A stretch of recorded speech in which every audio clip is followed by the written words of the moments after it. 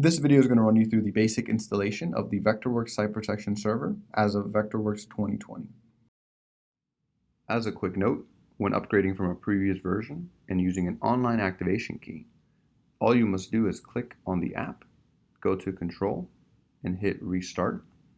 This will read the latest product information from our servers and result in no downtime. Once again, go to the app, Control, and then Restart. Let's double click on the installer package, press continue once more. Here we have the RLM port number, by default set to 5053. As a quick note, do not change this unless you know exactly what you're doing. This is best handled by an IT professional. Next we have the ISV port number. It's blank by default. Leave this blank to use a random port number. Next we have the ISV startup delay, set to 60 seconds by default. Let's leave that the same. Next, we have Run Vectorworks Site Protection Server after installation. We do want this checked, as we do want this to run after the install is complete. Next, we have Start automatically with Macintosh as a daemon.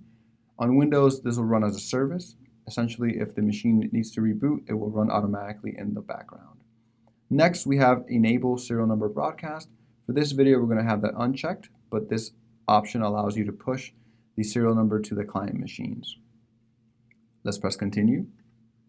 Here we have internet activation using an activation key. We also have the ability to use a license file or to install the software without a license. For the purpose of this video, we're going to go ahead and use the activation key. Let's click in this box and paste. Now press continue. Then let's press install.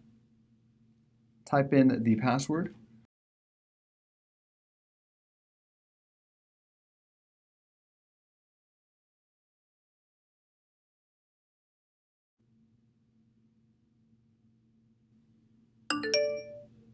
Now we can close.